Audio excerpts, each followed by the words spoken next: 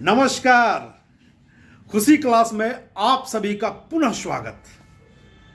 पूरा विश्वास है आप सभी खुशी क्लास के पिछले एपिसोडों को अवश्य देखा होगा। खुशियां, अनंत खुशियां, हृदय को खुशी ज्योत से भर देने वाली प्रकृति प्रदत्त खुशियां कैसे ये स्वतः हम में जागृत रहे।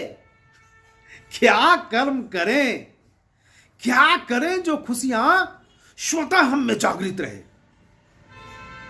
कैसे आए, कैसे कैसे। एक कहानी आपके लिए, मेरे लिए, हम सभी के लिए।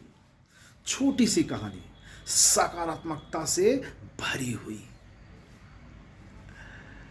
एक व्यक्ति महान संत के पास पहुंचता है। संत के पास पहुंचकर बड़े श्रद्धा से उन्हें चरण स्पर्श कर कहता है, गुरुवर, मेरे जिंदगी में आनंद ही नहीं है। ऐसा लगता है जैसे बड़ा बोझिल सा जिंदगी गुजर रहा, खाली खाली सा। जिंदा दिली नाम की चीज ही नहीं है। बस लगता है जैसे जिए जा रहा हूं, जिए जा रहा हूं। क्या क्या करूं, कैसे कैसे जिंदगी में जिंदा दिली आए। ये रूखा रूखा सा जिंदगी कैसे खत्म हो। गुरुवर, कुछ बताइए ना।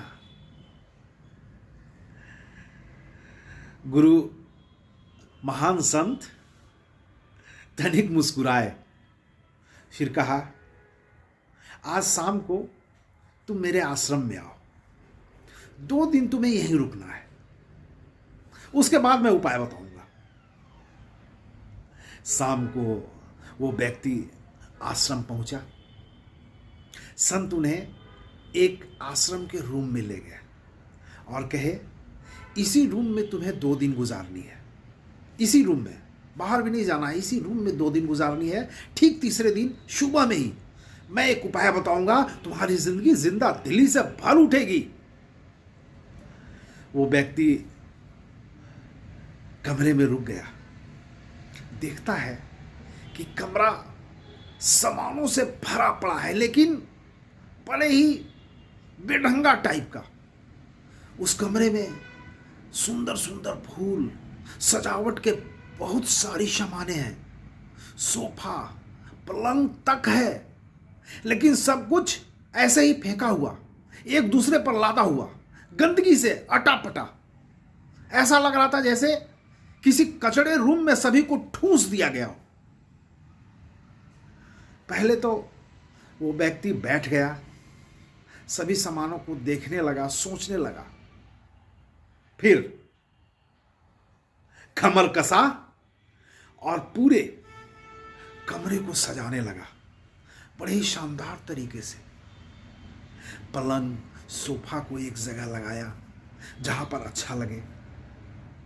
जो फूल थे, अन्य सजावट की सामानें थी, उनसे पूरा कमरा को बड़े ही शानदार तरीके से सजा दिया। वो कमरा जो कचरे से भरा पड़ा था, वो कमरा फूल के समान खिल उठा।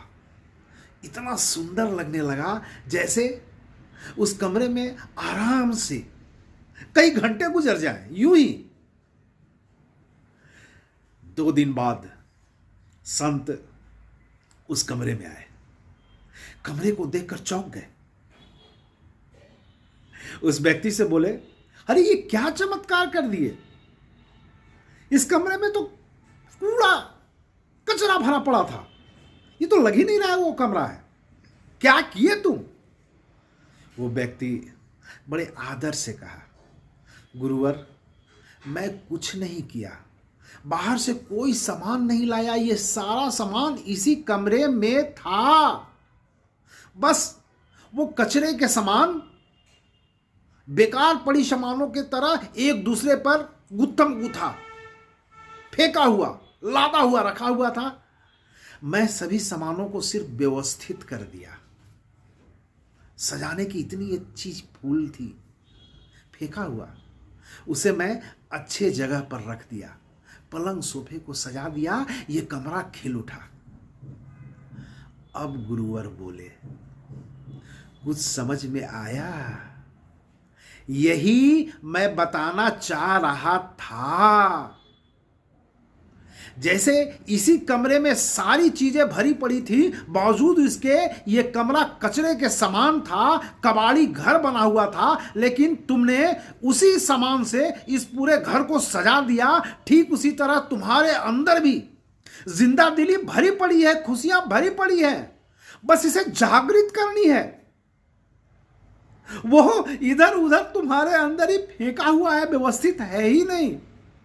तुम अपने जिंदगी को व्यवस्थित तो कर लो, खुशियों को एक माला में गूंथ तो लो, जिंदा दिली तो तुम्हारे चेहरे पे दिखेगी। यूं समझो, तुम्हारे अंदर विचारों का समंदर फैला हुआ है। उन विचारों के समुंदर से तुम्हें उत्कृष्ट विचारों की शब्दमाला बनानी है और उन्हें ही जिंदगी में सजानी है, संवारनी है। फिर देखो तुम्हारी जिंदगी कैसे जिंदा दिली से भर उठेगी, भर उठेगी, भर उठेगी। उस व्यक्ति को गुरुवर की बातें समझ में आ गई और ठीक उसी पल से उसके जिंदगी जीने का अंदाज बदल उठा और वही व्यक्ति जो आनंद के तलाश में था, उसकी जिंदगी आनंद से भर गई। इन्हीं बातों के साथ लेता हूं अल विराम। मिलेंगे ना खुशी क्लास के अगले एपिसोड में। तब तक के लिए नमस्कार।